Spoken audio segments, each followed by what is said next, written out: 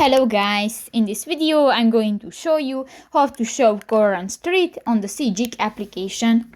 But first of all, I just want to mention, please don't forget to subscribe to our channel, because at 100,000 subscribers we are going to show you our YouTube revenue statistics and growth strategy, how to make money online. So let's jump into it. First of all, open the application on your device. New, click to the three lines at the upper right corner of the screen and go to the settings icon. In the general section you can find the first button, the route planning and navigation. Click that and here go to the navigation options section. There you can find the current street, the show the name of the street you currently drive on at the bottom of the map. And if you want to enable or show, just click to the next gray circle, and if it will be black, this function will be enabled.